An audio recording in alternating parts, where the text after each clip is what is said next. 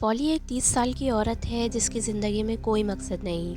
वो एक ऐसी नौकरी में फंसी है जहां उसका कोई फ्यूचर नहीं और वो दोबारा पढ़ाई शुरू करने को लेकर परेशान है। वो अपनी बहन लैनी के घर में किराए पर रहती है और अपनी भांजी एली से बहुत प्यार करती है। एक दिन जब पॉली अपने एक ज़रूरी इंटरव्यू की तैयारी कर रही होती है, तभी उसके घर एक बुज़ुर्ग औरत आती है। वो औरत उसे एक छोटा लकड़ी का डब्बा और एक आर ग्लास तोहफे में देती है और कहती है कि पॉली आज रात मरने वाली है। पॉली डर जाती है और उस औरत को घर से निकालकर डब्बा कचरे में फेंक देती है। फिर अचानक एक शैतानी साया पॉली की मरी हुई माँ का रूप लेकर आता है और उसे बताता है कि अगर उसे बचना है तो उसे उस डिब्बे को 3 चीज़ें देनी होंगी। कुछ ऐसा जिससे वो नफ़रत करती है, कुछ ऐसा जिसकी उसे ज़रूरत है और कुछ ऐसा जिसे वो सबसे ज़्यादा प्यार करती है। वो डब्बा कचरे से अपने आप वापस घर में आ जाता है। पॉली मदद के लिए अपने पड़ोसी के पास जाती है और उसे पुलिस बुलाने को कहती है, पर वो शैतान पड़ोसी पर कब्जा कर लेता है और उसे खुद को चाकू मारने पर मजबूर कर देता है, क्योंकि पॉली ने डब्बे के बारे में किसी को बताया था। पॉली को एक चाबी वोमेट के ज़रिए मिलती है जिससे वो अपने मरे हुए बाप के पुराने सामान वाले कपबोर्ड खोलती है।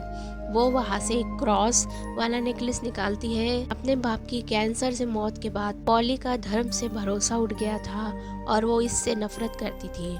डब्बा इस नेकलेस को नफरत की चीज़ के रूप में कबूल कर लेता है। अभी पॉली की बहन लैनी का फ़ोन कॉल आता है। वो कहती है उसे पॉली के नाम से बहुत सारे धमकी भरे फ़ोन कॉल्स आ रहे हैं। लैनी कहती है कि वो पॉली को अपने घर के बाहर खड़ा देख रही है, जबकि असली पॉली अपने घर के अंदर थी। अपनी जान बचाने के लिए पॉली पहले अपने पैर की उंगली काट कर देती है, पर डब्बा खुश नहीं होता।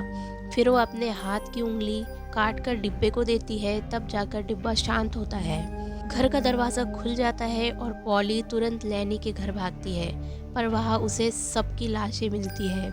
पॉली दुखी होकर अपनी भांजी एली के बाल का एक हिस्सा काट कर डिब्बे को देती है। अचानक उसका परिवार जिंदा हो जाता है और सब ठीक लगने लगता है, पर तभी एली का एक भयानक रूप पॉली पर हमला करता है और उसे चाकू मार देता है।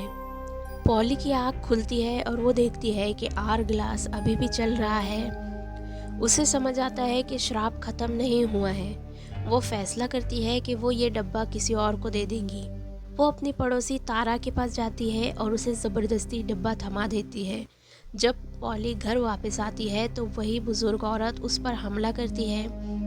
पॉली उस औरत को मार देती है और मरते वक्त वो औरत डिब्बे की शैतानी ताकत के बारे में बताती है। जब पॉली बाहर आती है तो डिब्बा गायब होता है और पड़ोसी जिंदा होती है।